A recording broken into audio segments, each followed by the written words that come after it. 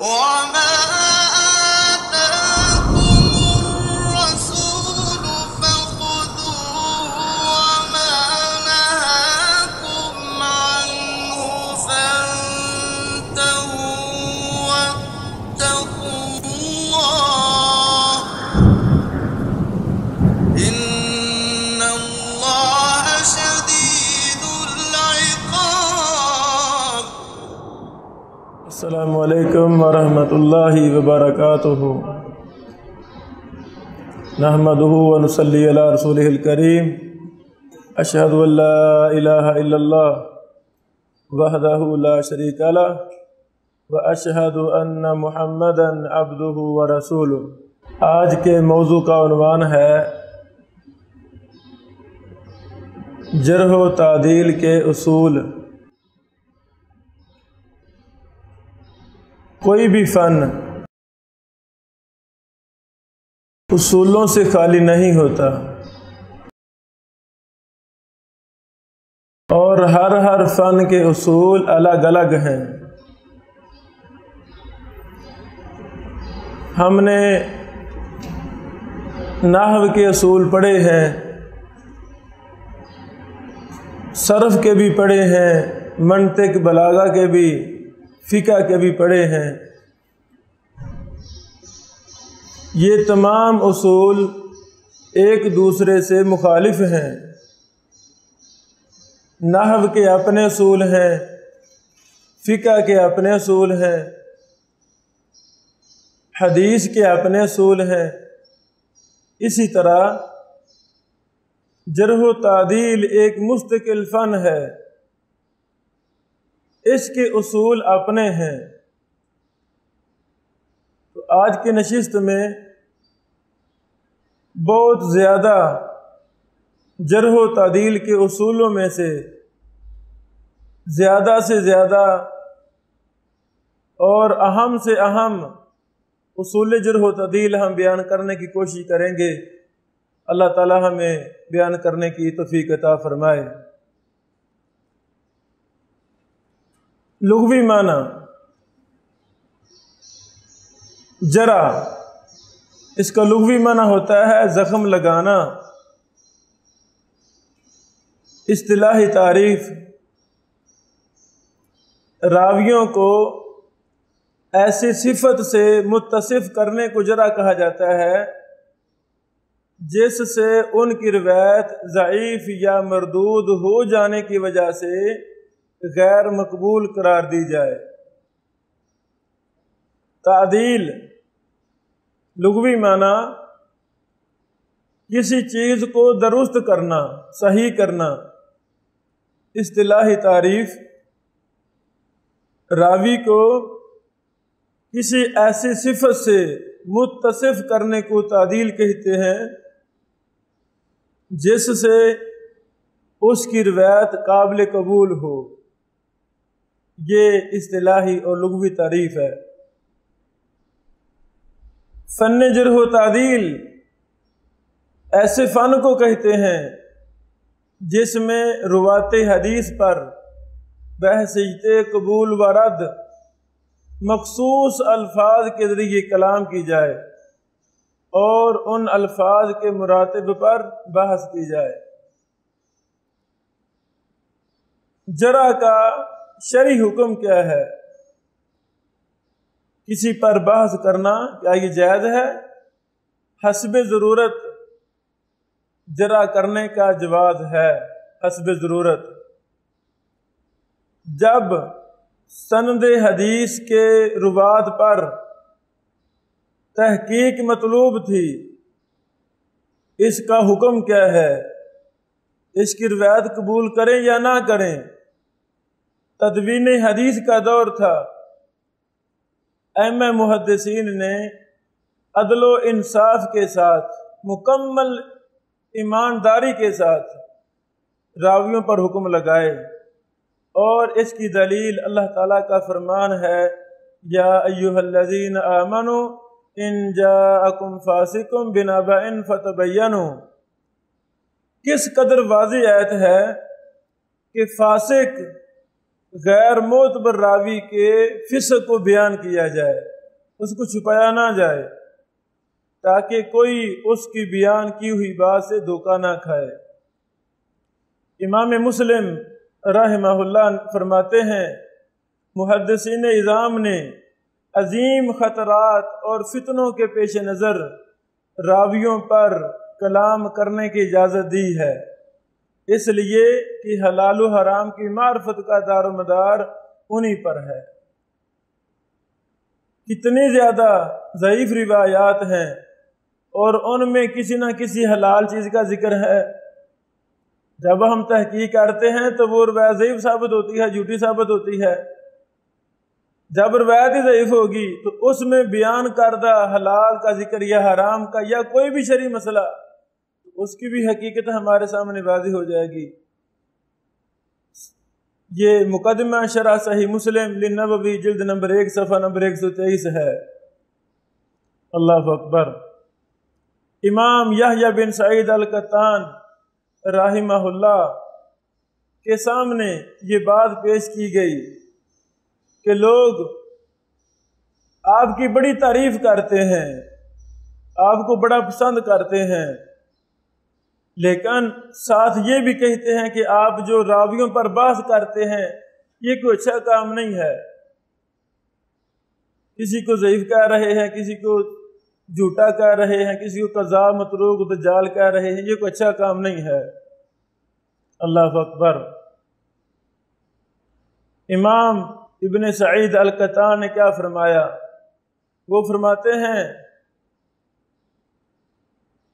اگر یہ لوگ میرے مد مقابل ہوں، یہ کہیں زیادہ بہتر اس بات سے ہے کہ رسول اللہ صلی اللہ علیہ وسلم قیامت کے دن میرے مد مقابل ہوں، اور آپ فرمائیں کہ جب میرے اوپر جھوٹ باندھا جا رہا تھا اس وقت تم نے میرا دفاع کیوں نہیں کیا؟ یہ تدریب الراوی جلد نمبر 2 صفحہ نمبر 369 میں یہ بات موجود ہے۔ یعنی ایک طرف جو جرح کا مستحق راوی ہے اس پر حکم لگانا ہے، وہ ناراض ہو جائیں اور قیامت والے دن امام یحییٰ بن سعید القطان کے سامنے کہیں اللہ جی یہاں پہ حکم لگاتے رہے، تو ابن قطان آگے سے فرماتے ہیں مجھے ان لوگوں کا کوئی خطرہ نہیں ہے، مجھے یہ خطرہ ہے کہیں ایسا نہ ہو کہ رسول اللہ صلی اللہ علیہ وآلہ وسلم قیامت والے دن مجھے کہیں اے اللہ کے بندے تیرے سامنے تجھے علم تھا کہ لوگ جھوٹی ضعیف روایات گڑھ کر میری طرف منسوب کرتے تھے، تم نے میرا دفاع کیوں نہیں کیا؟ میں پھر کیا جواب دوں گا؟ تو اس سے ثابت ہوا حسب ضرورت جرح کرنا راویوں پر یہ جائز ہے۔ آج کا پہلا اصول جرح کا وہ یہ ہے راوی پر جرح کرنا کوئی غیبت نہیں ہے۔ بعض کم علم لوگ وہ علم جرح و تعدیل کا جب رد کرتے ہیں تو ان کے ذہنوں میں بے بنیاد کئی ایک باتیں موجود ہیں۔ پہلی بات یہ ہوتی ہے کہ جی یہ تو غیبت ہے سراسر، کہ جی فلاں راوی ضعیف ہے، اللہ فرماتا ہے غیبت نہ کیا کرو۔ تو یہ بالکل بے بنیاد اور جھوٹی بات ہے کہ جرح کرنا غیبت ہے، یہ کوئی غیبت نہیں ہے۔ اس کے کئی ایک دلائل موجود ہیں۔ یہی آیت کریمہ جو میں نے پڑھی ہے کہ فاسق خبر دے تو تحقیق کرو، اللہ تعالیٰ نے خود ارشاد فرما دیا ہے۔ اور دوسری بات ہے کہ غیبت کے حرام ہونے میں کوئی شک و شبہ نہیں ہے، ہم بھی کہتے ہیں غیبت کرنا حرام ہے، لیکن یہ مسئلہ سمجھنے والا ہے کہ روات حدیث پر محدثین جو حقیقت میں اللہ کے ولی لوگ تھے، ائمہ محدثین سے بڑھ کر کوئی ولی نہیں ہے۔ امام بخاری رحمہ اللہ خود فرماتے ہیں جب سے مجھے پتہ چلا ہے غیبت حرام ہے اس وقت سے لے کر آج تک میں نے کسی کی غیبت نہیں کی۔ ائمہ محدثین اللہ سے نہ ڈرنے والے تھے، وہ تو خود فرما رہے ہیں کہ لوگوں میں نے کبھی غیبت نہیں کی۔ اس کا مطلب ہے کہ امام بخاری رحمہ اللہ روات پر جرح و تعدیل کرنے کو غیبت نہیں سمجھتے تھے، غیبت ہے ہی نہیں۔ اللہ اکبر۔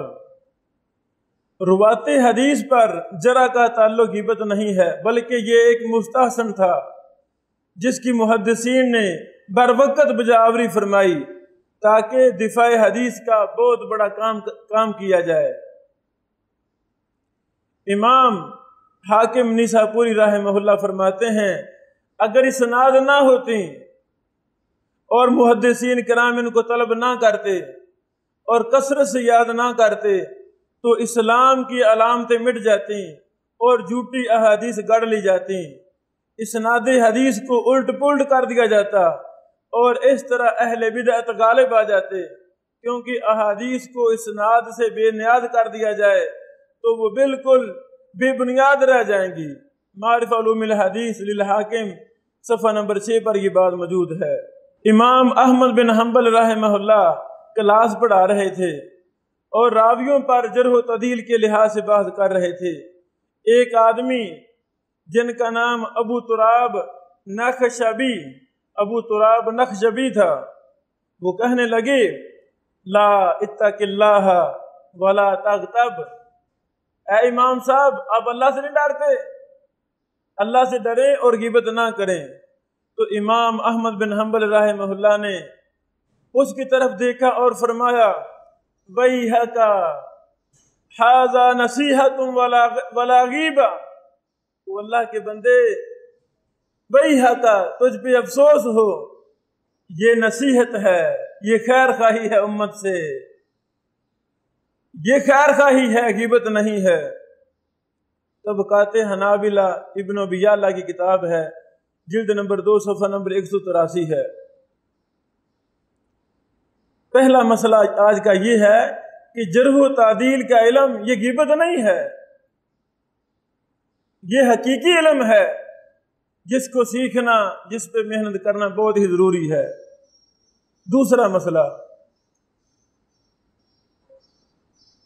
کیا موجودہ آج کے علماء پر بھی ہم حکم لگا سکتے ہیں یہ ضعیف راوی ہے، یہ کذاب ہے، یہ سکہ استاد محترم ہے؟ موجودہ علماء پر حکم لگانا کیا درست ہے یا غلط؟ بعض ایک عالم دین، بعض نہیں کہنا چاہیے، ایک عالم دین ہمارے اساتذہ میں سے اللہ ان کی قبر پہ کروڑ رحمت نازل فرمائے، ان کا یہ ذہن تھا کہ موجودہ علماء پر بھی جرح و تعدیل کا حکم لگانا درست ہے، اور وہ لگاتے تھے۔ انہوں نے ایک کتاب لکھی تھی، جو بھی ان کے دور میں علماء تھے خبر ملتی وہ لکھتے تھے کہ فلاں ضعیف ہے، فلاں سکہ ہے، فلاں کذاب ہے، فلاں وضاع ہے، فلاں متروک ہے۔ تو مسئلہ کھڑا ہو گیا نا، میرا تعلق کسی بھی حدیث کی سند سے نہیں ہے کہ میری وجہ سے کوئی حدیث صحیح ہو جائے، اگر میں ضعیف ہوں تو میری وجہ سے کوئی حدیث ضعیف ثابت ہو۔ یعنی جتنے بھی ہمارے موجودہ علماء ہیں ان کا کسی بھی سند حدیث سے تعلق ہے ہی نہیں، ہم نے کسی بھی سند میں نہیں پڑھا حدثنا الحافظ ثناء اللہ المدنی حافظہ اللہ، ہم نے نہیں پڑھا، کہ پڑھا کبھی جی نہیں پڑھا۔ تو بھائی جان اس مسئلے کا تعلق، جرح و تعدیل کا تعلق نہ ہی صحابہ کرام سے ہے، جرح و تعدیل کا تعلق شروع ہوتا ہے تابعین سے، اور کب ختم ہوتا ہے؟ جب سلسلہ سند ختم ہو گیا، تدوین حدیث کا جب دور تھا، اسناد بن رہی تھی، راوی روایات بیان کر رہے تھے، کتب لکھی جا رہی تھی، وہاں ضرورت تھی ان راویوں کو پرکھا جائے، یہ راوی کیسے ہیں کیسے نہیں، کیونکہ انہی کی بیان کردہ روایات پر سارا دین کا دار و مدار تھا۔ اس وقت ضرورت تھی، بحث کی گئی، لیکن اب ضرورت نہیں ہے۔ تو بحث کرنا بھی علماء پر جرح و تعدیل کے لحاظ سے یہ فضول ہے، بے عبث کام ہے، اور اس کی اجازت نہیں ہے۔ اب اس پر کچھ اہل علم اعتراض کرتے ہیں۔ پہلا اعتراض یہ ہے کہ موجودہ اساتذہ اجازت اور روایہ دیتے ہیں تو کیوں دیتے ہیں؟ سند تو ہمارے پاس ہے۔ مثلا جب کوئی طالب علم صحیح بخاری ہم سے پڑھتا ہے، ہم اس کو اپنی سند صحیح بخاری کی دیتے ہیں کہ بیٹا میں نے فلاں سے پڑھی، فلاں سے پڑھی۔ تو اس کا جواب یہ ہے، یہ اعتراض فضول ہے۔ کیوں؟ یہ سند ویسے اعزاز دی جاتی ہے ایک خوشی کی وجہ سے، اعزاز کی بدولت، تاکہ طالب علم کا تعلق اسی سلسلہ سند کے ساتھ جوڑ دیا جائے جو ائمہ محدثین کے پاس سندیں تھیں۔ اب اس سند کا کوئی حدیث رسول صلی اللہ علیہ وسلم کی صحت اور ذوق پر کوئی اس کا تعلق نہیں ہے، یہ ویسے اعزاز کیا جاتا ہے۔ ایک اور اعتراض کیا جاتا ہے کہ قادیانی جب وہ گمراہ ہوا، کافر ہو گیا، تو تمام محدثین نے جرح کی تھی کہ یہ جی کافر ہے، زندیق ہے، اسے بچو۔ تو اس پر کیوں جرح کی گئی؟ پھر جرح نہ کرتے۔ اس کا جواب یہ ہے کہ قادیانی کے نظریات کفریہ تھے، اس نے نبوت کا دعویٰ کیا تھا۔ اس شیطان کے غلط نظریات کو واضح کرنا علماء پر ضروری تھا تاکہ امت اس کے غلط نظریات سے بچ سکے۔ اس مقصد کے لیے اس مرزا قادیانی خبیث کے نظریات کو اوپن کرنے کے لیے، اسے ننگا کرنے کے لیے، ہمارے اس دور کے محدثین میاں نذیر حسین محدث دہلوی رحمہ اللہ اور دیگر کئی ایک محدثین، انہوں نے فتویٰ جاری کیا کہ یہ کافر ہے، اس کا اسلام سے کوئی تعلق نہیں ہے۔ اگر آج بھی کوئی شخص غلط نظریات لے کر اٹھے گا تو اس وقت کے علماء اس پر جرح کر سکتے ہیں، لیکن اس کو یہ نہیں ہم کہیں گے کہ یہ وہی جرح و تعدیل ہے جو محدثین کی ہاں معروف تھی، یہ وہ نہیں ہے۔ فتنوں کے خلاف علماء کا آواز بلند کرنا یہ ضروری ہوتا ہے۔ یہ فتنے ہیں، یعنی مرزا قادیانی فتنہ تھا۔ اب اس کی وجہ سے کوئی آدمی کہے نہیں جرح و تعدیل ٹھیک ہے اب کرنا، تو یہ بات غلط ہوگی۔ مجھے یہ واقعہ عمر فاروق قدوسی حافظہ اللہ لاہور والے انہوں نے بیان کیا۔ وہ کہتے ہیں استاد محترم حافظ زبیر علیزئی رحمہ اللہ اور مورخ اہل حدیث محمد اسحاق بٹی رحمہ اللہ، دونوں ہی رحمہ اللہ، اللہ دونوں کو جنت الفردوس میں اعلیٰ مقام عطا فرمائے، ایک جگہ پر اکٹھے ہو گئے۔ حافظ زبیر علیزئی رحمہ اللہ نے کہا کہ تم میرے نزدیک ضعیف ہو۔ بٹی صاحب نے کہا بھی وجہ دلیل کیا ہے؟ دلیل ہونی چاہیے نا۔ وہ کہتے کہ آپ اپنے کتابوں میں بے بنیاد واقع جو ثابت نہیں ہوتے وہ بھی لکھ دیتے ہیں بعض دفعہ، اس وجہ سے آپ ضعیف ہیں۔ تو بٹی صاحب فرمانے لگے یہ بات ہے تو میرے نزدیک تم بھی ضعیف ہو۔ وجہ کیا ہے؟ آپ نے مجھ سے وعدہ کیا تھا کہ میں اپنے حالات لکھ کر آپ کو بھیجوں گا، میں سارے انتظار کرتا رہا، وہ کتاب چھپ گئی، آپ نے حالات نہیں بھیجے تو تم پھر ضعیف ہو گئے۔ نہیں، یہ کوئی مسئلہ نہیں ہے۔ اب کیا حکم ہے؟ من ستر مسلمن سترہ اللہ۔ ائمہ محدثین بھی اس حدیث کو اچھی طرح جانتے تھے، وہ عام مسلمانوں کے عیبوں پر پردہ ڈالتے تھے۔ ہاں، جب روات حدیث کا مسئلہ آتا، وہ گندے راوی اپنی خواہشات کے مطابق فرقے باطلہ کی تائید میں غلط روایات جب بیان کرنے لگتے تو ائمہ محدثین پھر ان پر جرح کرتے تھے۔ اب سارا سلسلہ ختم ہے، ایسی کوئی بات نہیں ہے۔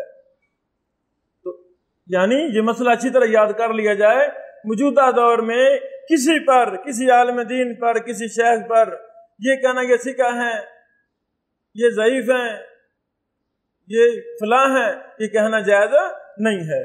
جرح و تعدیل کا اگلا مسئلہ یہ ہے، ہر آدمی، ہر محدث، ہر اہل علم جرح تعدیل نہیں کر سکتا۔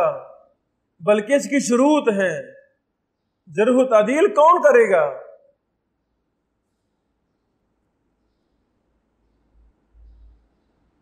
پہلی شرط یہ ہے کہ وہ متقی، دیانتدار، سچا، تعصب اور تنگ نظری سے پاک ہو۔ دوسری شرط یہ ہے جرح و تعدیل کے علم سے، جرح و تعدیل کے اسباب سے بخوبی واقف ہو۔ تیسری شرط عربی زبان کا بڑا ماہر ہو، محدثین کے اقوال جرح و تعدیل اور ان کی اصطلاحات کو اچھی طرح سمجھنے والا ہو۔ یہ 3 شرطیں ہیں۔ جرح و تعدیل کا بہت ہی اہم مسئلہ وہ یہ ہے، جب ہم نے کسی بھی راوی پر تحقیق کرنی ہے تو اس کی تحقیق میں کچھ چیزوں کا لحاظ رکھنا بہت ضروری ہے، ورنہ راوی کوئی ہوگا، ہم اس پر جرح کسی اور کی نقل کر دیں گے، نقصان ہوگا، غلط ملت کام ہو جائے گا۔ سب سے پہلی بات یہ ہے کہ ہم نے راوی کی تعیین کرنی ہے، کیا میرا مطلوبہ راوی یہی ہے؟ کیونکہ ایک نام کے سینکڑوں ہزاروں راوی موجود ہیں، کوئی بھی راوی لے لیں تو ایک ہی نہیں ہے وہ، بلکہ اس نام کے کئی اور بھی راوی موجود ہیں۔ جب ہم نے جرح و تعدیل کے لحاظ سے کسی راوی پر بحث کرنی ہے، سب سے پہلے ہمیں اس راوی کا تعین کرنا ہے۔ تعین کرنے کا طریقہ کیا ہے؟ کتب جرح و تعدیل میں جو راوی جس نسبت کے ساتھ معروف تھا وہ ضرور لکھی ہوئی ہے۔ ایک ہی نام کے 2 راوی ہیں، ایک المدنی ہے، ایک الکوفی ہے، مثال کے طور پر ائمہ محدثین نے اس بات کا اہتمام کیا ہے جو کوفے والا تھا اس کے آگے کوفی لکھیں، جو مدینے والا تھا اس کے آگے مدنی لکھیں۔ پھر اکثر راویوں کی کنیتیں تھیں، کنا ایک مستقل بحث ہے جرح و تعدیل میں کہ فلاں راوی کی کنیت کیا تھی، تو کنیت کا بھی بہت زیادہ عمل دخل ہے۔ کنیتیں الگ الگ ہیں، بعض دفعہ حسن اتفاق سے نام بھی وہی ہے اور کنیت بھی وہی ہے، بعض دفعہ ایسے بھی ہوتا ہے۔ اس شبہ سے بچنے کے لیے محدثین نے ہر راوی کا مکمل نام لکھنے کی کوشش کی ہے۔ یہ نہیں ابراہیم بن بشیر لکھ دیا کافی ہے، نہیں، آپ کوئی بھی جرح و تعدیل کی کتاب اٹھائیں، وہاں پر ہمیں یہ بات ملتی ہے کہ 5 6 پشتوں تک ایک لمبا چوڑا نسب نامہ ہمیں ہر راوی کا ملتا ہے۔ یہاں سے تو ہمیں تعین ہو ہی جائے گا نا کہ یہ راوی وہی ہے کہ اور راوی ہے۔ ایک یہ بھی بہت ہی اہم مسئلہ ہے۔ اس کے بعد ہر راوی نے مختلف شیوخ سے احادیث سنی ہے۔ ائمہ محدثین نے اس بات کا بھی اہتمام کیا ہے کہ ہر راوی کے اساتذہ کا ذکر کیا جائے۔ رواً یہ اصطلاح ہے محدثین کے ہاں۔ کتب جرح و تعدیل میں آپ دیکھیں گے جب کسی راوی کا نام آیا ہے مین شروع میں، اس کے فوراً بعد رواً آئے گا۔ کیا مطلب؟ اساتذہ، اس راوی نے روایت کیا ہے فلاں فلاں سے، رواً کے بعد اساتذہ کا ذکر ہے۔ اساتذہ کو دیکھ کر بھی راوی کا تعین ہو جاتا ہے۔ پھر آگے روا عنہ لکھا جاتا ہے۔ روا عنہ کیا مطلب؟ اس کے بعد اس راوی کے شاگردوں کا ذکر موجود ہے، شاگردوں کو دیکھ کر بھی راوی کا تعین ہو جاتا ہے۔ کئی ایک محدثین، محققین، خصوصاً موجودہ علماء وہ راوی کے تعین میں بہت بڑی غلطی کر جاتے ہیں۔ سارے کام بعد میں ہیں، یہ راوی صحیح ہے یا ضعیف ہے یہ بھی بات کرنی ہے، لیکن اس بحث سے پہلے راوی کا تعین کرنا بہت ہی ضروری ہے کہ یہ راوی ہے کون، مدنی ہے کہ کوفی ہے، بصری ہے کہ شامی ہے۔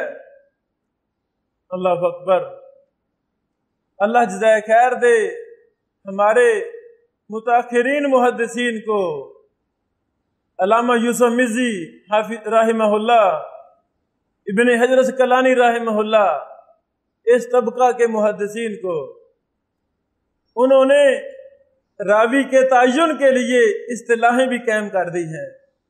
مثال کے طور پر بخاری میں ایک راوی ہے، صحیح بخاری میں ہم نے وہ تلاش کرنا ہے تو بخاری کے راویوں سے پہلے انہوں نے خا لگا دی ہے، خا۔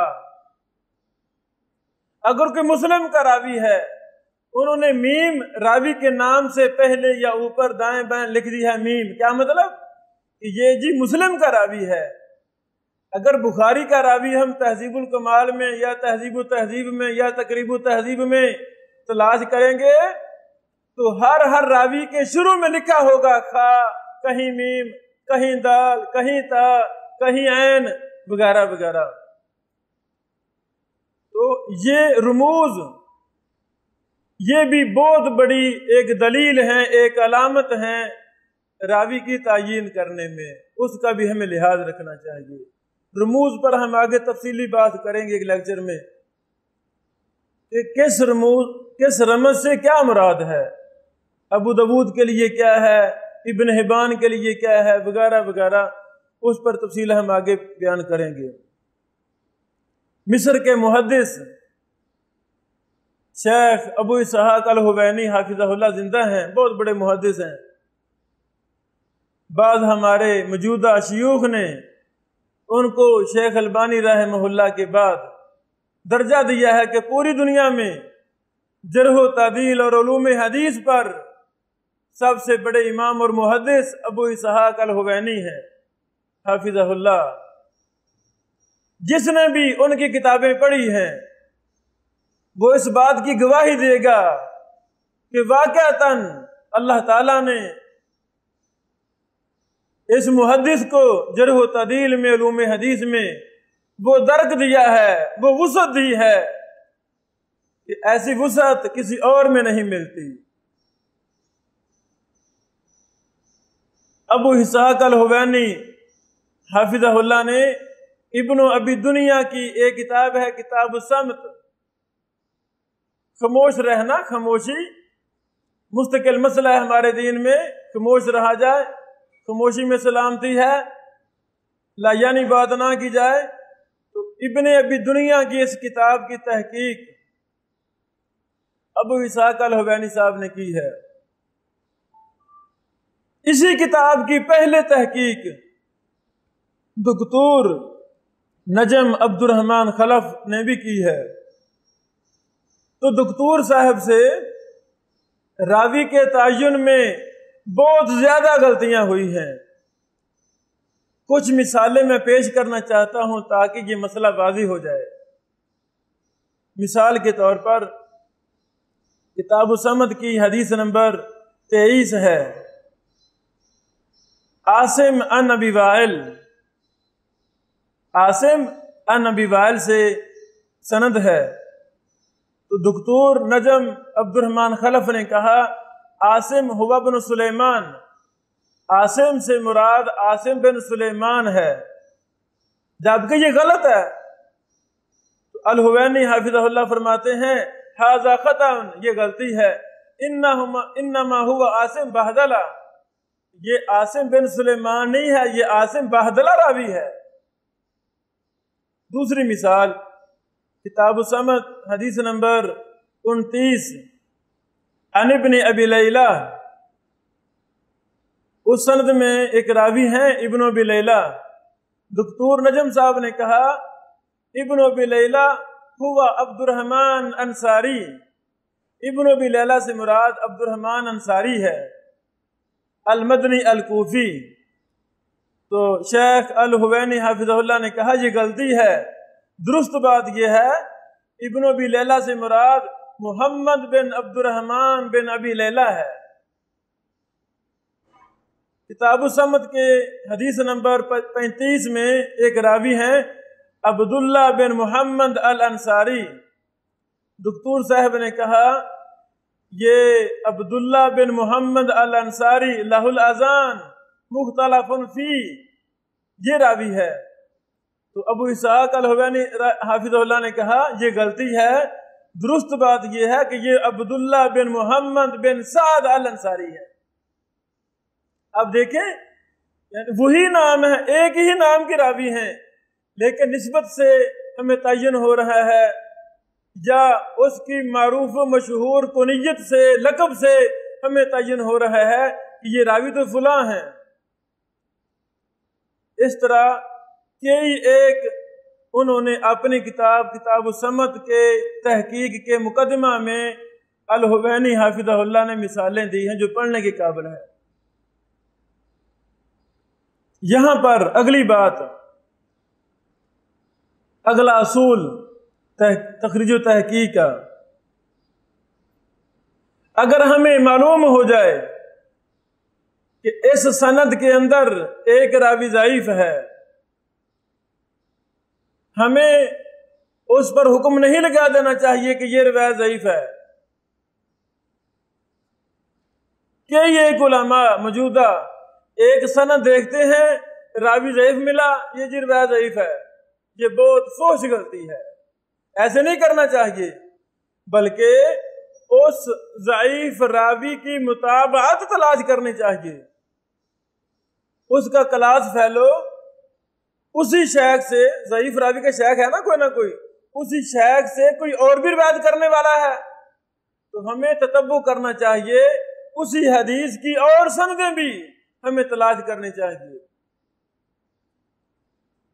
اگر ہمیں اس ضعیف کا مطابع مل جائے، اس کی مطابقت کرنے والا کوئی راوی مل جائے، پھر اس پر ضعیف کا حکم نہیں لگے گا، پھر ضعف مضر نہیں رہے گا۔ دوسرا ثقہ راوی، دوسرا صدوق راوی جو اسی طبقے کا ہے، اس کی مطابقت کر رہا ہے، وہ اس ضعف کو زائل کر دے گا۔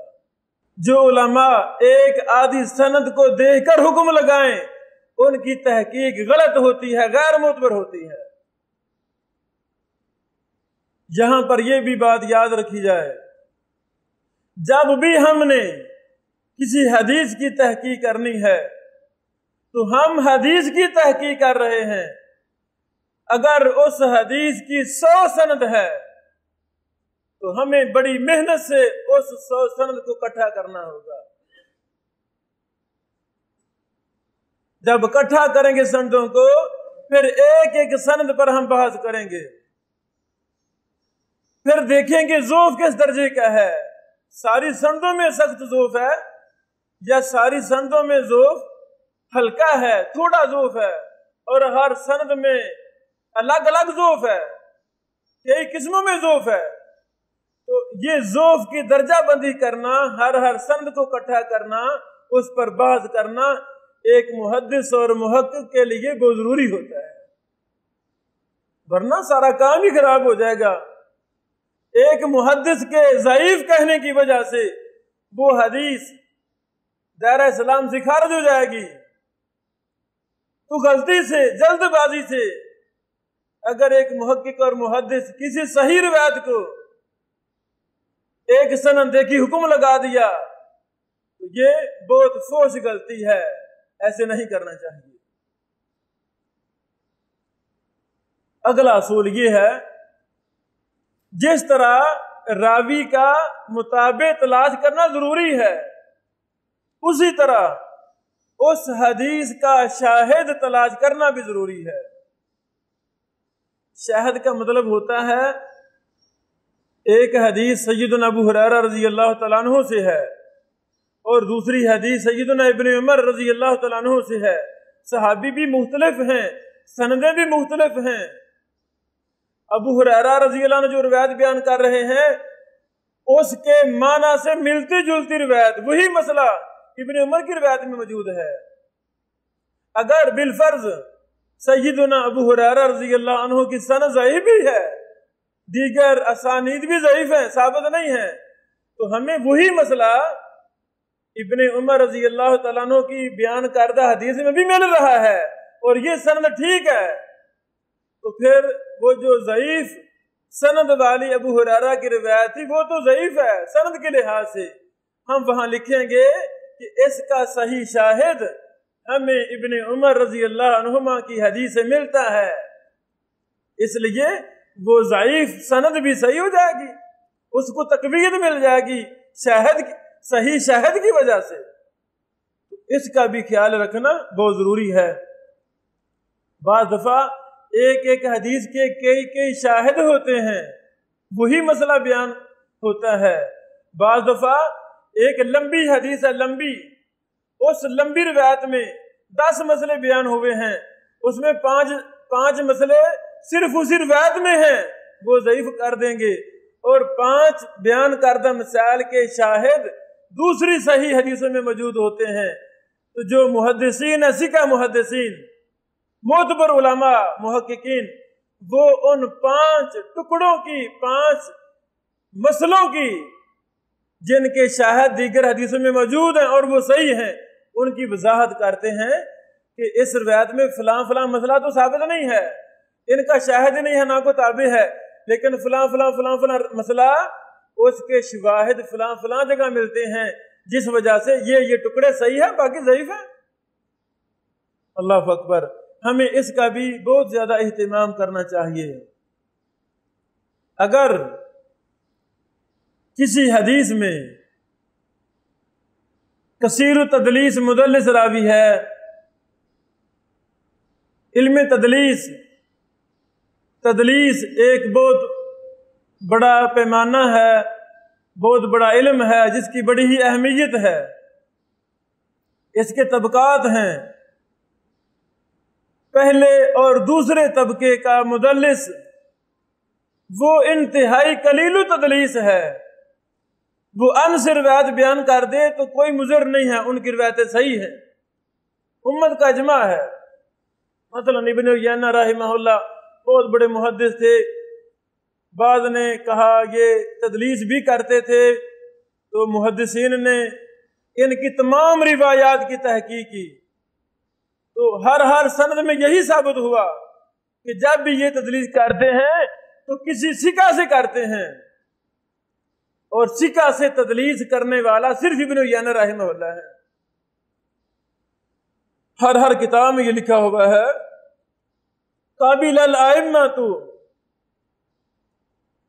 تدلیس ابن عیینہ، محدثین نے ابن عیینہ کی ان کی روایات کو قبول کیا ہے، تو بات ختم ہوئی۔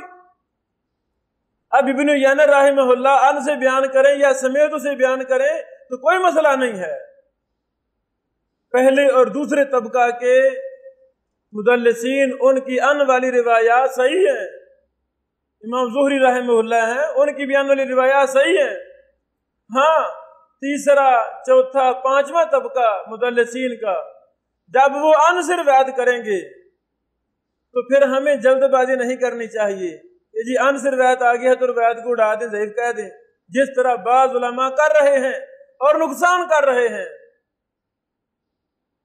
علم حدیث کو کھلواڑا بنایا ہوا ہے، بازیچہ اطفال بنا دیا لوگوں نے، ایسا مسئلہ نہیں ہے۔ ہمیں خواہ سال لگ جائے، خواہ 2 سال لگ جائیں، ہم اسی روایت کی سندوں کو اکٹھا کریں گے، دیکھیں گے یہی راوی مدلس راوی تیسرے چوتھے پانچویں طبقے کا کیا کہیں یہ سماع کی صراحت تو نہیں کر رہا؟ سماع کی صراحت سے مراد ہے وہ راوی کہہ دے سمیت یا کہہ دے حدثنا یا کہہ دے اخبرنا، یہ تینوں ایسے لفظ ہیں جن سے سماع کی صراحت ہو جاتی ہے۔ ان اور قالا یہ ایسے لفظ ہیں کہ سماع کی صراحت نہیں ہوتی۔ خلاصہ کلام یہ نکلا، اگر کسی سند میں مدلس راوی ہے اور وہ کثیر التدلیس ہے، ان کی سماع کی صراحت کو تلاش کرنا بڑا ضروری ہے۔ اگر نہیں ملی پھر دیگر محدثین کے ہم اقوال دیکھیں گے انہوں نے کیا حکم لگایا اس روایت پر، پھر اس کے مطابق ہم فیصلہ کر دیں گے۔ اگلا تحقیق کا اصول یہ ہے، مثلا آج کوئی آدمی کوئی عالم دین تحقیق کر رہا ہے، آج سے پہلے بھی گزرے ہیں نا محدثین، تابعین سے لے کر اب تک اللہ تعالیٰ نے جرح و تعدیل کے ائمہ محدثین تحقیق کے ماہر لوگ پیدا کیے۔ آج کسی بندے کی نظر میں کوئی روایت ضعیف ہے، جی یہ روایت ضعیف ہے، اس کو حکم لگانے سے پہلے اپنے سے پہلے ائمہ محدثین کی تحقیق کو ضرور دیکھ لینا چاہیے۔ جب ہم موجودہ بعض علماء کچھ زندہ ہیں کچھ فوت ہو گئے رحمہم اللہ، جب ہم ان کی تحقیق دیکھتے ہیں ہمیں پریشانی ہوتی ہے۔ ایک حدیث نہیں، دو نہیں، سینکڑوں کی تعداد میں ایسی احادیث ہمیں ملتی ہیں جن کو ائمہ محدثین آج تک سارے صحیح کہہ رہے ہیں، کوئی ان کو ضعیف نہیں کہتا۔ لیکن 15ویں صدی میں آ کر ایک عالم دین کہہ دیتا ہے یہ روایت ضعیف ہے، تو اللہ کے بندوں پہلے بھی دیکھ لو ذرا، پہلے کیا حکم ہے؟ یعنی 1400 سال تک وہ روایت دین کا حصہ تھی۔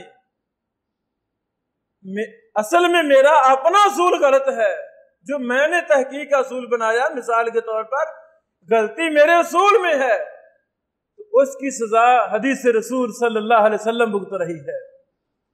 تو بھائی موجودہ عالم دین سے پہلے کئی گنا زیادہ محدث معتبر تھے الحمدللہ، وہ رجال میں پختہ تھے، ان کی وسعت نظری تھی، ان کو لاکھوں حدیثیں زبانی یاد ہے۔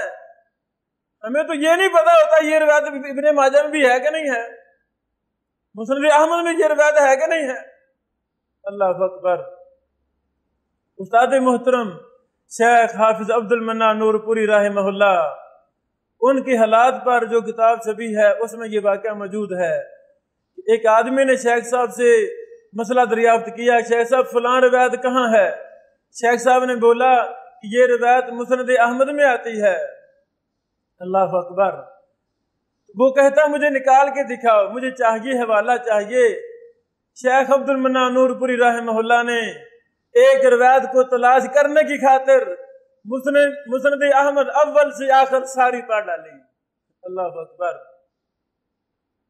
روایت مل گئی، پھر روایت بتائی بھی یہ روایت آپ کی ہے۔ یہ تھے معتبر محدثین ائمہ دین، جن کو پتا ہوتا تھا کہ میں نے اپنی بات نہیں، میں نے دین کی بات منتقل کرنی ہے۔ اس طرح کا ایک اور بڑا ہی ایمان فروز واقعہ میں سنانا چاہتا ہوں۔ ہمارے استاد محترم محدث العصر حافظ ثناء اللہ المدنی حافظہ اللہ، یہ جامعہ اسلامیہ مدینہ منورہ میں پڑھتے تھے،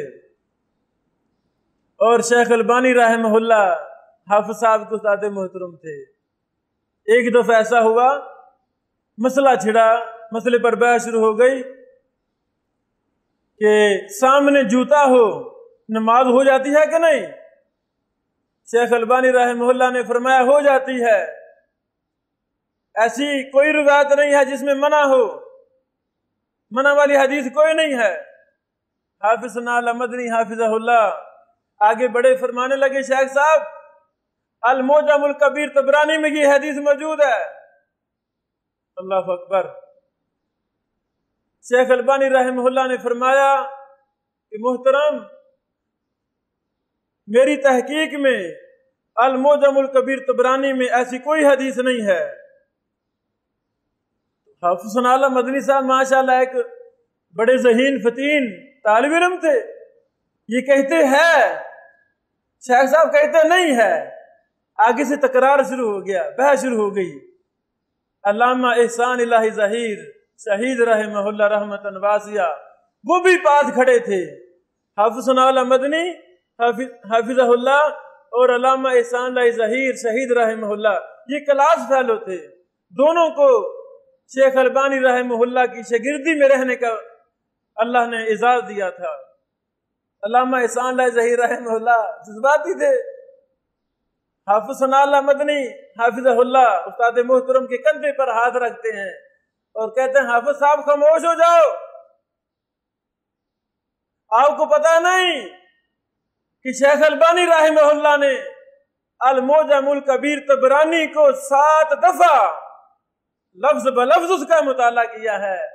اگر شیخ صاحب نے کہا ہے نا کہ یہ روایت نہیں ہے تو یہ روایت نہیں ہے، مان جاؤ، خاموشی اختیار کرو. اللہ اکبر. یہ ساری داستان آپ نے اگر پڑھنی ہو تو فتاوی اہل حدیث عبداللہ محدث روپڑی رحمہ اللہ کا فتویٰ، اس کی جلد نمبر 2 کے آخر میں یہ ساری داستان لکھی ہوئی ہے، وہاں سے ہم اس کو پڑھ سکتے ہیں.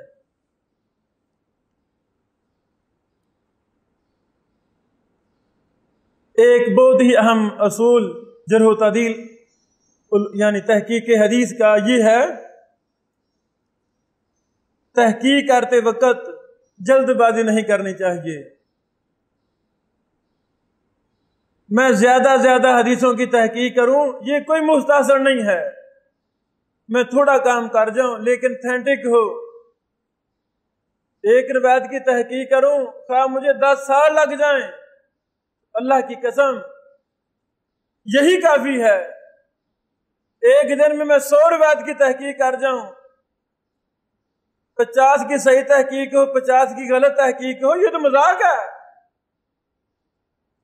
تاجر قسم کے محققین بہت زیادہ پیدا ہو چکے ہیں، مکتبے ان سے طے کرتے ہیں محترم آپ یہ اس کتاب کی تحقیق کریں کتنے پیسے لیں گے؟ وہ کہتا ہیں جی 20 روپے لیں گے فی حدیث کی تحقیق کے. اب وہ پیسوں کے چکروں میں ایک دن میں اتنا کام کرنا ہے، مکھی پہ مکھی مارتے جا رہے ہیں. ان کو پتہ نہیں ہوتا یہ روایت صحیح ہے کہ ضعیف ہے. ایسے ہی چور نکالوں کی طرح حکم وہاں لکھ رہے ہیں.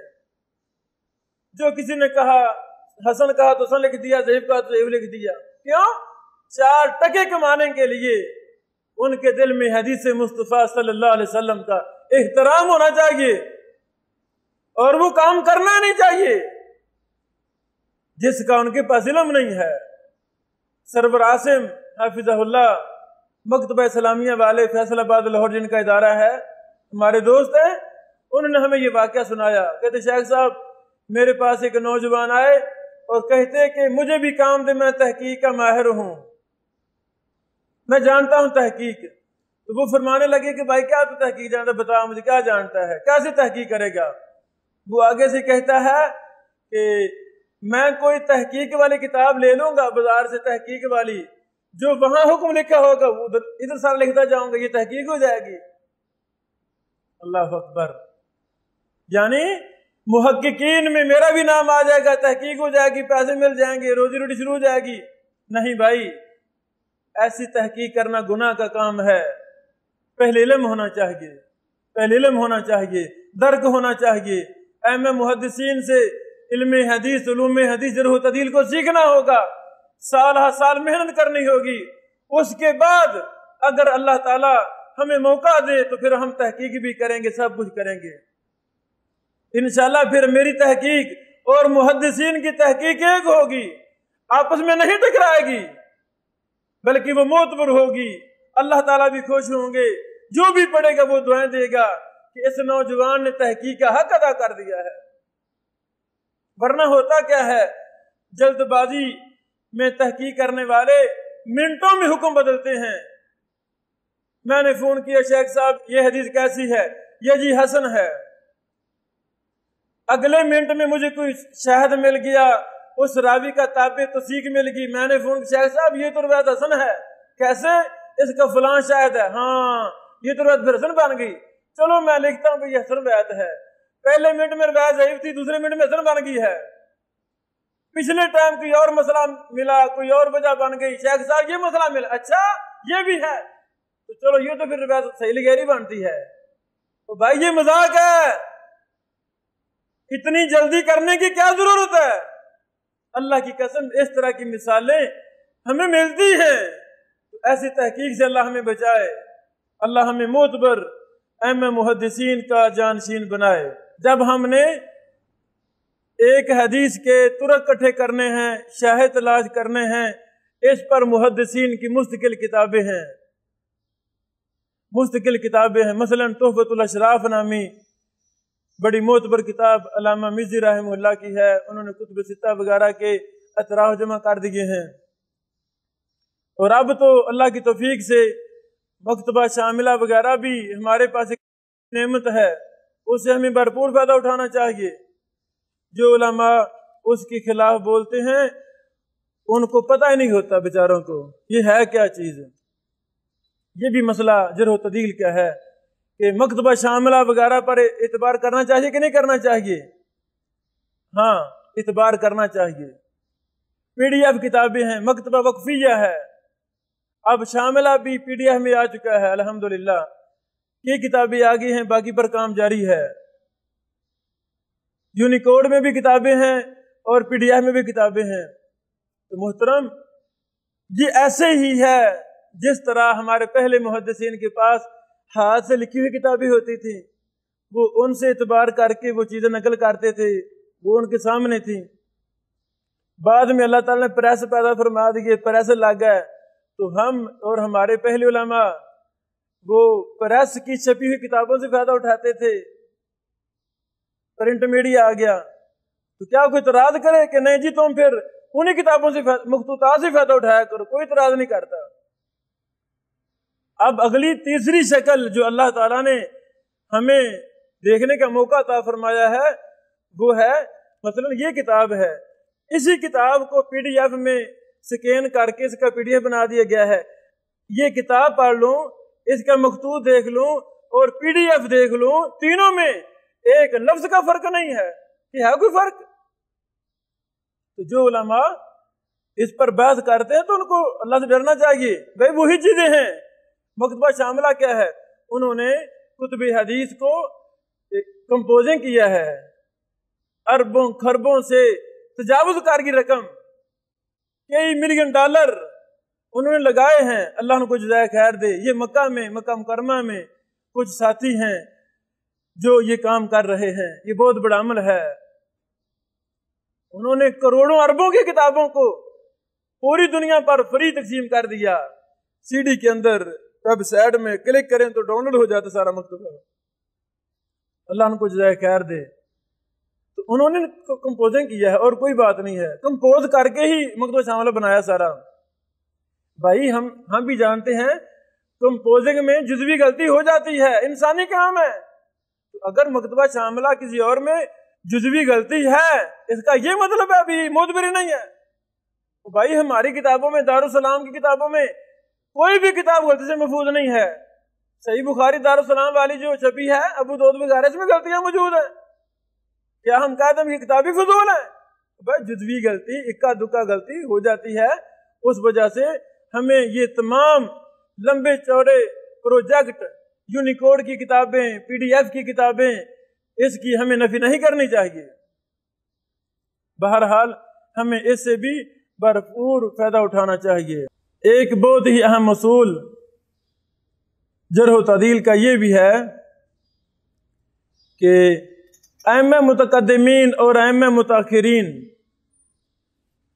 ان میں کس کو لیا جائے گا؟ متقدمین اور متاخرین۔ پہلا مسئلہ یہ سمجھیں، یہ ایک فضول سی بات ہے کہ جی اس روایت کو متاخرین نے کیا کہا، یہ بات نہیں لی جائے گی، متقدمین کی بات مانیں گے۔ مرضی کی بات ہے تو متاخرین کی بات لے لی۔ یہ ایک فضول سی بحث بعض نے شروع کر دی ہے طلبہ کے اندر۔ تو جو اللہ تعالیٰ نے معتبر محدثین کو سمجھ دی ہے، تو اس کا خلاصہ میں پیش کرنا چاہتا ہوں کہ جب بھی ہم نے کسی روایت کی تحقیق کرنی ہے، پہلوں کو بھی دیکھنا ہے، بعد والوں کو بھی دیکھنا ہے۔ بعد والے متاخرین ہم سے 100 گنا بہتر متقدمین کو جانتے تھے۔ بھائی شیخ الاسلام ابن تیمیہ، ابن قیم، ابن حجر، ابن عبد الہادی وغیرہ وغیرہ، یہ سارے متاخرین ہیں، موجودہ سارے علماء اکٹھے کر لیے جائیں شاید یہ ابن حجر اسقلانی رحمہ اللہ اکیلے کے درجے کو نہیں پہنچتے۔ ابن حجر رحمہ اللہ جو متقدمین کی کتابوں کو جانتے تھے، شاید موجودہ میں کوئی بھی انہوں نہیں جانتا۔ ایسی بات نہیں ہے۔ تو ہمیں جب بھی کسی حدیث کی تحقیق کرنی ہے، پہلوں سے لے کر اپنے دور تک تمام محدثین کی تحقیق سے خوب فائدہ اٹھانا ہے۔ انہوں نے اس حدیث کی کیا تحقیق کی ہے۔ اس موقع پر میں آپ کو ایک مثال پیش کرنا چاہتا ہوں۔ مثلا ایک راوی ہیں ولید بن زوران، ائمہ متقدمین میں سے صرف ان کو امام ابن حبان نے ثقہ قرار دیا ہے۔ پھر بعد والوں میں سے امام بہقی نے، ابن حجر اسقلانی نے بھی ان کو ثقہ قرار دیا ہے۔ تو اب ہماری تحقیق میں، معتبر علماء محدثین کے تحقیق میں، ولید بن زوران راوی ثقہ ہے۔ وجہ کیا؟ ابن حبان رحمہ اللہ نے ثقہ قرار دیا ہے، بہقی نے ثقہ کہا ہے، ابن حجر نے ثقہ کہا ہے رحمہ اللہ اجمعین۔ تو یہ ثقہ راوی ہے۔ لیکن جس کا منہج غلط ہو، جو متقدمین اور متاخرین کا فرق کا سہارا لے، وہ کہہ دیتے ہیں نہیں جی اس کو متقدمین میں سے صرف ابن حبان نے ثقہ کہا ہے، اس لیے یہ راوی مجہول ہے، یہ روایت ضعیف ہے۔ اچھا، آپ کا کیا خیال ہے؟ کیا متاخرین امام بہقی، ابن حجر یہ متقدمین کے دشمن تھے؟ میں 15ویں صدی میں 14ویں صدی میں یہ فتویٰ جاری کروں کہ صرف ابن حبان نے اس کو ثقہ قرار دیا تھا، بعد والوں کی بات نہیں لی جائے گی، تو اللہ کے بندو یہ اصول ہی باطل ہے۔ اس اصول کی کوئی حقیقت نہیں ہے۔ جب بھی آپ یہ بات دیکھیں یا سنیں کہ متقدمین اور متاخرین، سمجھ لیں یہ باتیں فضول ہیں، ان کی علمی کوئی حیثیت نہیں ہے۔ متقدمین کے علم کو ہی متاخرین نے مدون کیا ہے۔ فتح الباری، تہذیب و تہذیب وغیرہ، ابن تیمیہ کا فتاوی، ان میں کیا ہے؟ ان میں سارا متقدمین کا علم ہی ہے۔ بھائی اگر میں کتاب لکھوں یا آپ کتاب لکھیں تو کہاں سے لکھیں گے؟ اپنے پہلے والوں سے ہی لکھیں گے نا، وہی تو آنی نہیں ہے۔ ہاں، ہمیں جہاں سے کوئی فائدہ ملتا ہے، صحابہ سے ملا، تابعین سے ملا، محدثین سے، ابن تیمیہ سے ملا، ہم وہ نقل کر دیتے ہیں، ہماری کتاب بن جاتی ہے۔ تو یہ جو اصول میں نے بیان کیا ہے یہ بات غلط ہے۔ وہ کہہ دیتے ہیں نہیں جی یہ تو ابن حبان متقدمین سے کیلے ہیں، یہ راوی مجہول ہے، تو اس کی بات غلط قرار دی جائے گی۔ اور اس میں بھی صحیح بات یہ ہے، اس راوی کو ابن حبان کے ساتھ بہقی اور ابن حجر نے بھی ثقہ کہا ہے، جو دونوں اگرچہ متاخرین ہیں لیکن انہیں بھی روات پر حکم لگانے کا عمل کا تامہ حاصل تھا، لیکن معمولی لوگ نہیں تھے، ان کو بھی اللہ نے جرح و تعدیل کا امام بنایا تھا۔ بلکہ متاخرین کے کچھ نہ سمجھنا اور یہ کہہ کر ان کی خدمات جلیلہ پر پانی پھیر دینا کہ وہ متاخرین ہیں، بس متاخرین ہیں، یہ انتہائی خطرناک معاملہ اور منہج ہے۔ متقدمین ہوں یا متاخرین، ہر کسی کے ساتھ دلیل کی بنا پر اختلاف ممکن ہے۔ بھائی جان، اگر کوئی متقدم بات کرتا ہے، پہلا محدث بات کرتا ہے، اس سے بھی اختلاف ممکن ہے۔ یا تو یہ اصول ہونا کہ متقدمین جو بھی بات کرے وہ ٹھیک ہوتی ہے اور متاخرین جو بھی بات کرے وہ غلط ہوتی ہے، ایسی بات ہی نہیں۔ بھائی جان، دلیل کی بنیاد پر ہر کسی سے، خواہ استاد محترم ہوں، خواہ پہلے لوگ ہوں، بعد والے ہوں، ہر کسی سے اختلاف کرنا درست ہے۔ اس طرح اور بھی کئی ایک مثالیں ہیں۔ متقدمین اور متاخرین کا فرق کرنے والے کتنے فوج غلطیاں کرتے ہیں۔ اللہ ایسے لوگوں کو صحیح منہج کی توفیق عطا فرمائے۔ یہ باطل منہج ہے۔ درست بات کیا ہے؟ جب بھی ہم نے کسی حدیث کی تحقیق کرنی ہے تو ہمیں ائمہ محدثین تمام کو غور سے دیکھنا ہے، تو پھر جو راجح محسوس ہو دلائل کی روشنی میں، اس کو ہم نے راجح قرار دے دینا ہے۔ جرح و تعدیل کا ایک اور بہت ہی اہم مسئلہ یہ ہے، جرح کرنے والا اگر خود ضعیف ہے،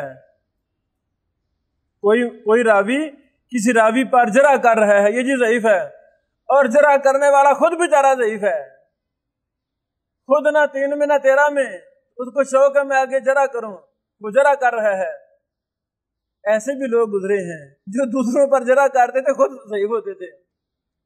انہوں نے کہا میرا تو بیڑا ڈوبا ہے، پہ مغلہ نہ بھی ڈوبا، میں تو خود ضعیف ہوں، مجھے کہتا نا ضعیف تو میں بھی آگے حکم لگاؤں۔ یہ بھی ایسے کئی محدثین نے پکڑے کہ ظالمو تم خود ضعیف ہو، آگے تم کیسے روایات کو ضعیف قرار دیتے ہو۔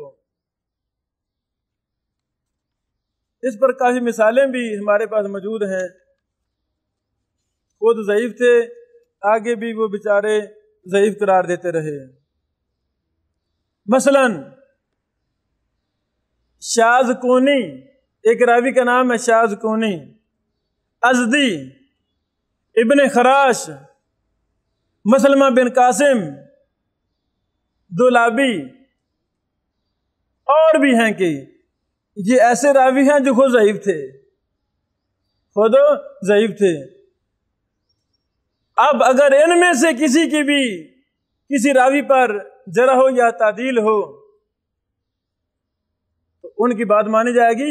نہیں، یہ بھی ہمیں اصول پختہ رکھنا چاہیے۔ لسان المیزان کی تحقیق کا مقدمہ فتح المنان صفحہ نمبر 194 سے لے کر 199 تک اسی اصول پر تفصیل کے ساتھ بات لکھی ہوئی ہے، وہ بھی ہمیں پڑھنی چاہیے۔ امام ابن حبان رحمہ اللہ نے یہ بات لکھی ہے کہ یہ بات محال ہے کہ عادل راوی پر مجروح کے کلام کے ساتھ جرح کی جائے۔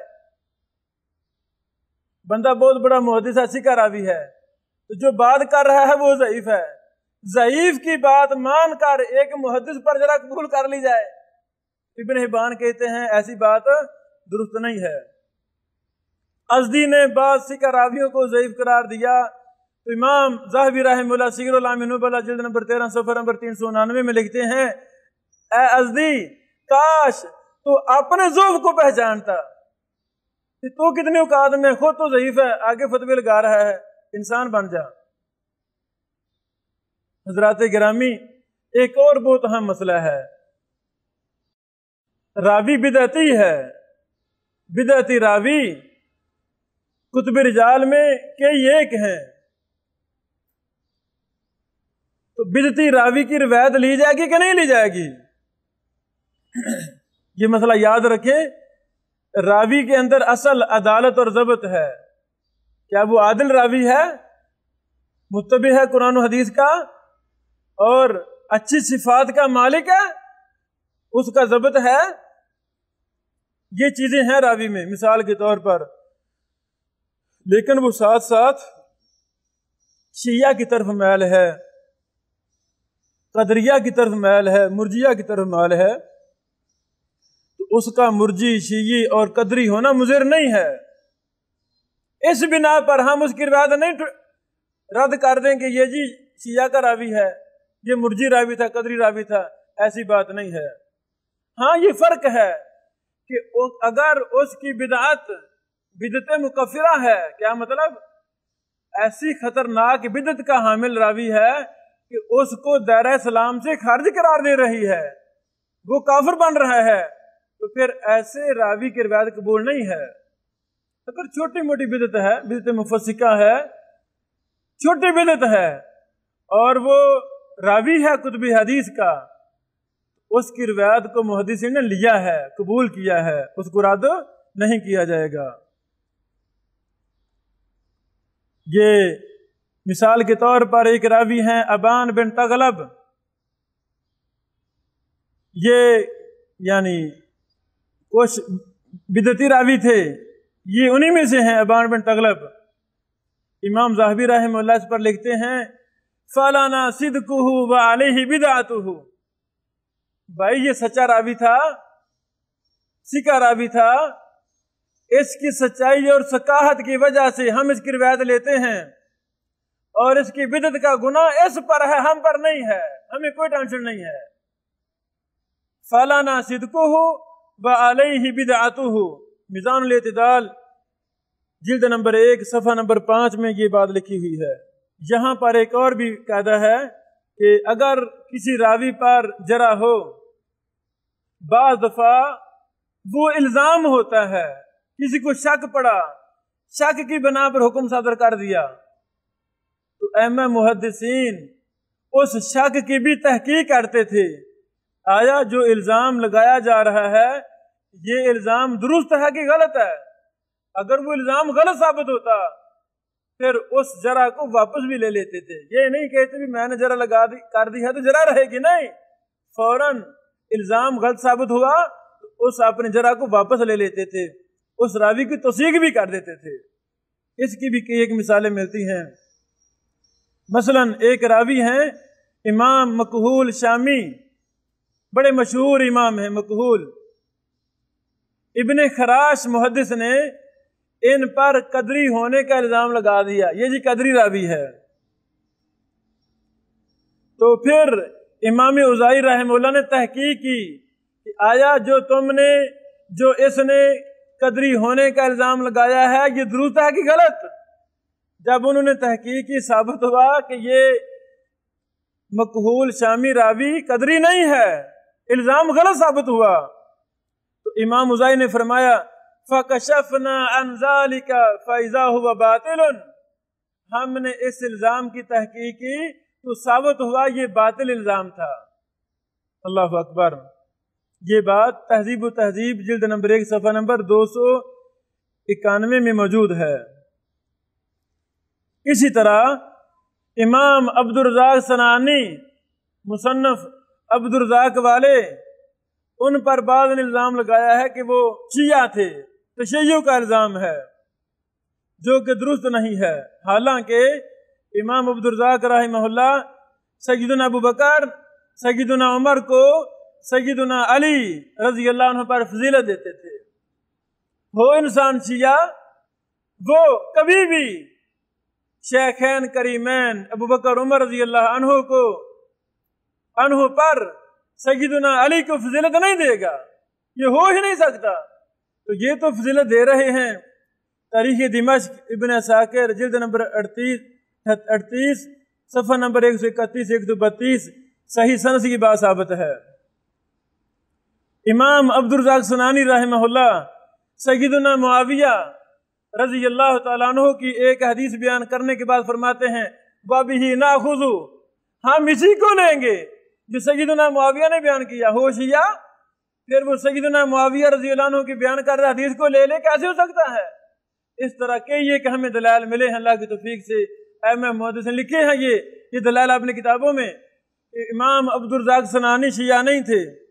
حضرات گرامی، اس سے یہ مسئلہ ثابت ہوا جس طرح جب ہم میں سے کسی پر کوئی الزام لگ جائے کہ اس نے چوری کی ہے، ہماری عدالتیں وہ تحقیق کرتی ہیں آیا اس نے چوری کی بھی ہے کہ نہیں چوری کی، تحقیق کرتی ہیں۔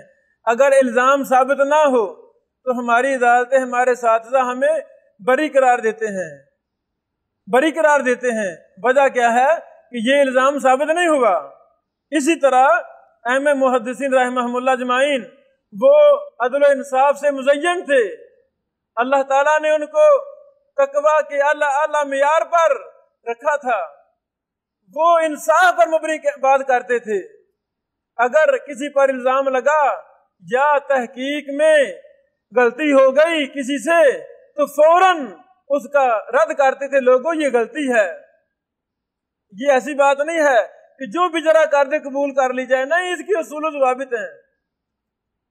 اگر ایسی بات ہوتی تو امام بخاری رحمہ اللہ دوسرے پر جرح کرتا، وہ ان پر جرح کرتا تو کوئی بھی محدث جرح سے پاک نہ ہوتا، سارے مجروح ہوتے۔ ایسی بات نہیں ہے، یہ علم ہے، عدالت، انصاف، ایمانداری والا علم ہے۔ ائمہ محدثین نے انصاف کیا ہے، انہوں نے اپنی طرف سے، اپنی خواہشات سے ایک لفظ بھی جرح و تعدیل میں نہیں بولا، بلکہ پوری ایمانداری سے یہ کام کیا ہے۔